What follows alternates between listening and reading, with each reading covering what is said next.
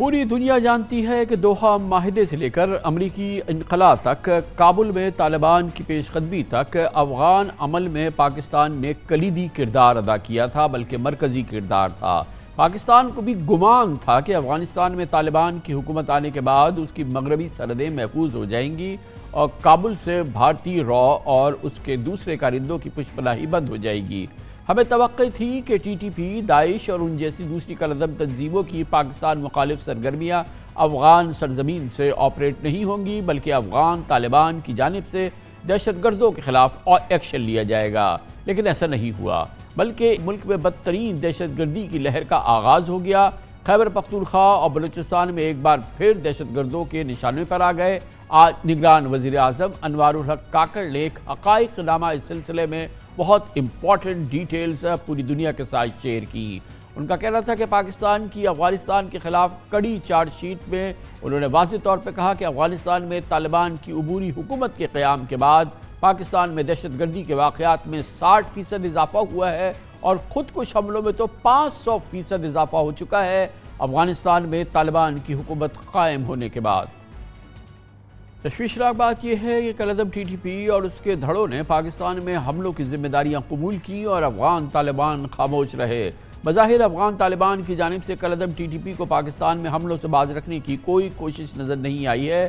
3 ماہ قبل فرنٹیئر کور head quarter میں یادگار شہداء پر حاضری کے بعد قبائلی ماہرین سے گفتگو میں army chief general Asim Munir کا کہنا تھا کہ افغان شہریوں کا پاکستان میں دہشت گردی کے واقعات میں ملوث ہونا علاقائی امن و استحکام کے لیے نقصان دہ اور عبوری افغان حکومت کی جانب سے دوحہ امن معاہدے سے انحراف ہے۔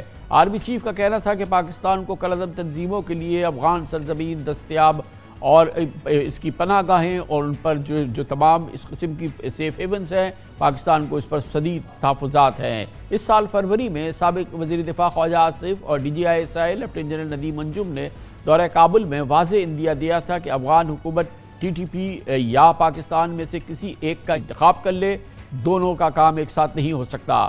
آج نگران وزیر اعظم انوار الحق کاکڑ نے بھی دو ٹوک پیغام دیا کہ افغان حکومت کو ٹی ٹی پی یا پاکستان میں سے کسی ایک کو انتخاب کرنا ہوگا۔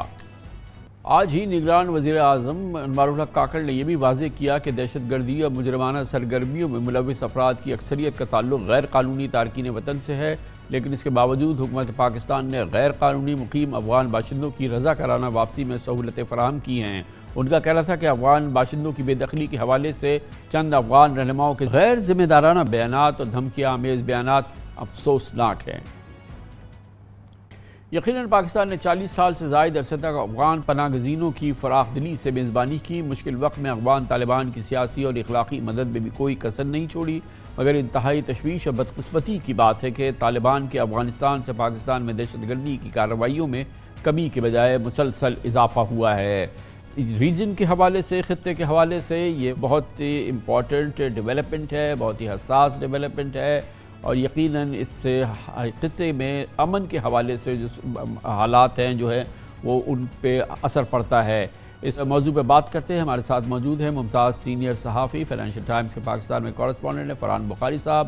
سمی یوسفزئی صاحب ہمارے ساتھ ہیں جو سینئر صحافی ہیں افغان امور کے۔ بہت بہت شکریہ فرحان بخاری صاحب۔ یہ فرمائیے گا کہ آپ کئی دنوں سے کور کر رہے ہیں یہ پاکستان سے جو انخلا ہو رہا ہے افغانستان کا، یہ کافی سیریس اور بہت ہی پوری قوت سے جو ہے یہ انخلا ہو رہا ہے افغان جو غیر قانونی طور پہ مقیم افغان ہے، اور اس میں ایک بڑی کنسسٹنٹ حکومت کی انٹرسٹ بھی ہے اور حکومت کی کمٹمنٹ نظر آ رہی ہے کہ ان تمام غیر ملکی جو غیر قانونی مقیم ہیں یہاں پہ لوگ ابھی فی الحال افغانوں کے خلاف کارروائی ہو رہی ہے، تو وہ ایک بڑی تیزی سے کام جاری ہے۔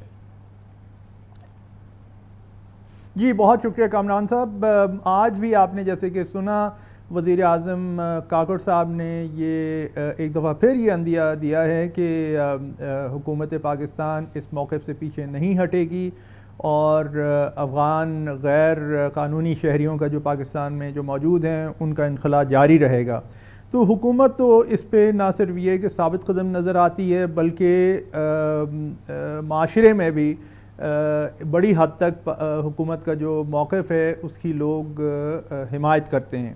لیکن جب سے یہ پالیسی آئی ہے بین الاقوامی سطح پہ اس پہ تنقید کا جو جواز بنایا گیا ہے، ایک تو جواز یہ بنایا گیا ہے کہ تقریباً 1 مہینے کا عرصہ کافی نہیں ہے ان لوگوں کے لیے جو کہ کئی دہائیوں سے پاکستان میں مقیم ہیں. ان میں کچھ ایسے بھی افراد ہیں جو کہ کہتے ہیں کہ ان کے آباء و اجداد افغانستان سے آئے تھے اور آباء و اجداد یہیں پہ اللہ کو پیارے ہوئے، یہیں پہ دفن ہیں.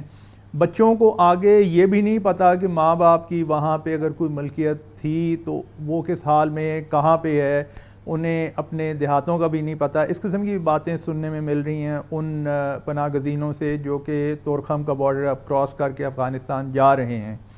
تو معاملہ تھوڑا سا کمپلیکیٹ اس وجہ سے ہو گیا ہے کہ پاکستان کا موقف بہرحال اپنی جگہ پہ صحیح، اور اس وقت ملکی سلامتی کے جو خطرات درپیش ہیں وہ بھی بہت بڑے خدشات ہیں.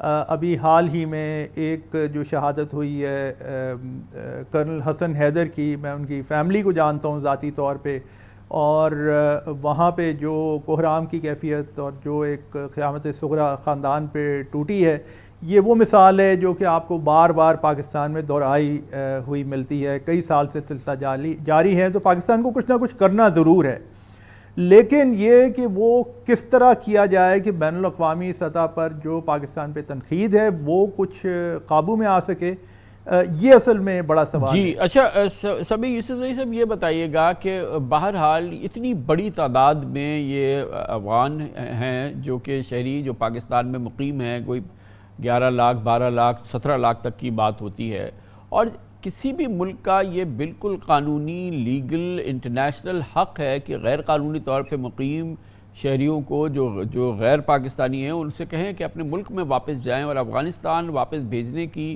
اگر حکومت پاکستان یہ اعلان کر رہی ہے اور کہہ رہی ہے کہ آپ چھوڑیں، تو اس میں افغانستان کی حکومت کا احتجاج، غصہ اور اس حوالے سے رد عمل جو ہے وہ کیوں ہے اتنا؟ وہ مطلب ایک چاہے کسی بھی ملک کے جو غیر قانونی مقیم لوگ ہوتے ہیں، امریکہ سے میکسیکنز کو نکالا جاتا ہے یا اور دوسرے لوگوں کو، تو وہ ممالک جن کے وہ باشندے ہوتے ہیں وہ احتجاج تو نہیں کرتے ہیں اس پہ. اس کی کیا وجہ ہے؟ کامران صاحب، اس کا وجہ بڑا واضح ہے. پاکستان کا بالکل یہ لائبلٹی نہیں کہ سارے عمر افغان ریفیوجیز کا وہ ہوسٹ کرے، لیکن پاکستان کا جو پلاننگ ہے وہ ٹھیک ہے، لیکن اس کا ایکسیکیوشن کا جو طریقہ کار ہے وہ بڑی غلط ہے.